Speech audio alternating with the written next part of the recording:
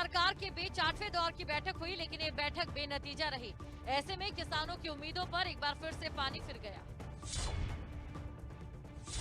फिर ढाक के दो पाक, ये कहावत आजकल किसान यूनियन और सरकार के सिपा सलाहकार के बीच सटीक बैठ रही है। तय समय, तारीख और जगह के मुताबिक किसान यूनियन और सरकार के नुमाइंदों के बीच 8वीं दौर की फिर वार्ता हुई।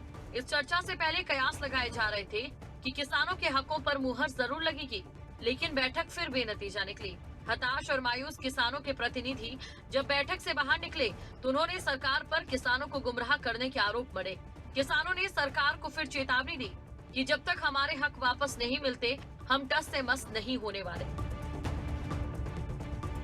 आज मीटिंग में ये हुई कि जो 3 बिल हैं उस पर बातचीत हुई और दोनों उसमें लंच से पहले और लंच के बाद में भी उसी पे बातचीत हुई और फिर दोनों इशू पे एमएसपी और 3 कानून को वापसी लेने पे ये है कि उन्होंने सरकार ने कहा कि हम 8 तारीख में फिर हम मत करेंगे। तारीख पे तारीख दी जा रही है और दे दें तो हम क्या कहीं जा रहे हैं, हमको घर नहीं जाएंगे, बता दिया। कानून वापसी नहीं है तो घर वापसी नहीं। ये लोग कुछ देर तक दूसरे रूम में चले गए थे मीटिंग। अरे अच्छा बातचीत करने तो अपनी जाएंगे भाई, सलाह मशवरा करेंगे, इनके कोई हाथ में। उधर केंद्र सरकार बैठक को फिर सौहार्दपूर्ण बता रही है। केंद्रीय कृषि मंत्री को लगता है कि किसानों के मसले को 8 दिसंबर को होने वाली बैठक में सुलझा लिया जाएगा, लेकिन नरेंद्र तोमर ने इशारों ही इशारों में ये भी जता दिया कि कुछ हम झुकेंगे और कुछ किसानों को भी झुकना पड़ेगा। सरकार ने कानून बनाया है तो किसान के समग्र हित को ध्यान में रखकर ही कानून बनाया है, लेकिन किसान के प्रति भारत सरकार नरेंद्र मोदी जी का नेतृत्व पूरी तरह संवेदनशील है। जब किसान आंदोलन पर हैं और सरकार किसान यूनियन के साथ चर्चा कर रही है तो हमारी अपेक्षा है कि यूनियन की तरफ से वो विषय आए जिस विषय में किसान को कोई परेशानी होने वाली है, तो सरकार खुले मन से उस पर विचार करने को तैयार है। मुझे लगता है जल्दी समाधान होगा।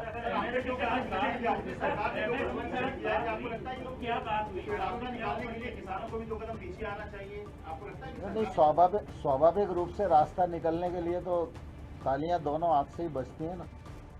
2 घंटे के बाद लंच का समय हुआ। किसानों ने सरकार के लंच ऑफर को फिर ठुकरा दिया और दिल्ली गुरुद्वारा प्रबंधक कमेटी की ओर से लंगर का बंदोबस्त किया गया। किसानों ने जमीन पर बैठकर खाना खाया।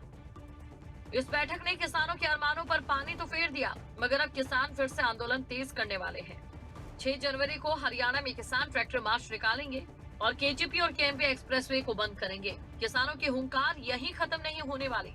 इसके बाद किसान 13 जनवरी को फिर मुखर होकर प्रदर्शन करेंगे। दिल्ली की सीमाओं पर किसान लोहड़ी बनाएंगे और खेती कानून की कॉपियां जलाकर सरकार को फिर से सचेत करने का काम करेंगे। आंदोलन में महिला किसानों की भूमिका को बढ़ाया जाएगा। इसके लिए 18 जनवरी को आंदोलन स्थल पर महिला किसान दिवस मनाया जाएगा। इसके साथ ही आंदोलन को नई धार देने का आह्वान किया जाएगा। 23 जनवरी को नेताजी सुभाष चंद्र की जयंती पर देश भर में किसान दिवस मनाया जाएगा और जगह जगह प्रोटेस्ट भी किया जाएगा।